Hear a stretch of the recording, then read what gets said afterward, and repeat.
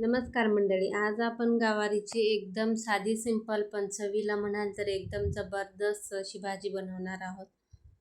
न आवडणारे सुद्धा आवडीने खातील. ही भाजी तुम्ही टिफिनला वगैरे सुद्धा देऊ शकता. खूप छान लागते, एकदा नक्की ट्राय करून पहा. तर इथे मी 1/2 किलो गवारीच्या शेंगा घेतल्या आहेत. त्या सुरुवातीला या पद्धतीने तुकडे करून मोडून घेत आहे. या गावरान नाहीत, पण तुमच्याकडे गावरान मिळाल्या तर त्या नक्कीच वापरा, त्याची चव आणखीनच छान लागते. तर इथे शेंगा तोडून घेतल्या आहेत. याच्यातील निम्म्या शेंगा मी भाजीसाठी वापरणार आहे. त्या सुरुवातीला छान स्वच्छ धुवून घ्यायच्या आहेत. या शेंगा मऊ असतात, परंतु एकदा धुवून घेते. आधी धुवून घेतल्या होत्या, परंतु जर गावरान वापरत असाल तर त्या 1-2 वेळा स्वच्छ धुवून घ्या, कारण त्याला भरपूर कूस असते. धुवून घेतल्यामुळे ती पूर्णपणे निघून जाते.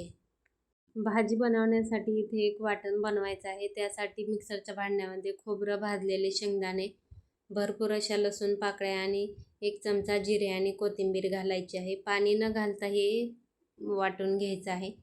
नंतर कढईमध्ये तेल गरम करायला ठेवलं आहे. तेल व्यवस्थित गरम झालं की जिरे, मोहरी, नंतर कढीपत्ता घालायचा आहे आणि गवारी शेंग आपल्याला परतवून घ्यायची आहे. सुरुवातीला तेलामध्ये व्यवस्थित अशी परतवून घेतल्यामुळे ती थोडीशी मऊ होते आणि भाजी पटकन शिजते. तर शेंगा घालून 1-2 मिनिटे परतवून घ्यायचं आहे आणि 5 मिनिटे याला वाफ काढून घ्यायची आहे.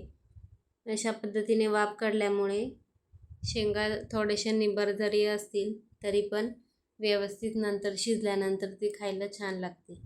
तर थोडीशी हळद आणि मीठ घातलं आहे. तर भाजीला जेवढं मीठ लागणार आहे ते मी या स्टेजला घातलं आहे. एकदा व्यवस्थित परतवून घेतलं आणि 5 मिनिटे झाकण ठेवून वाफ काढली आहे. असं केल्यामुळे भाजी पटकन शिजते आणि सकाळच्या घाई गडबडीत लवकर होते. नंतर बनवलेलं वाटण घालायचं आहे आणि याच्यात व्यवस्थित असं मिक्स करून घ्यायचं आहे. नंतर इथे लाल मिरची पावडर घालत आहे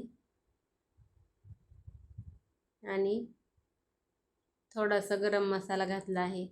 एकदा व्यवस्थित असं मिक्स करून घेतलं आहे आणि थोडंसं याच्यात आता गरम पाणी घालायचं आहे. गरम पाणी घालून छान व्यवस्थित मिक्स करून घ्यायचं आहे. तर आज आपण गवारीची सरभरीत अशी रस्सा भाजी बनवत आहोत. तर एकदा व्यवस्थित मिक्स करून घेतलं आणि आणखी थोडंसं याच्यात गरम पाणी घातलं आहे. सुरुवातीला थोडंसंच घातलं होतं आणि झाकण ठेवून 5 मिनिटे भाजीला छान अशी उकळी काढून घ्यायची आहे.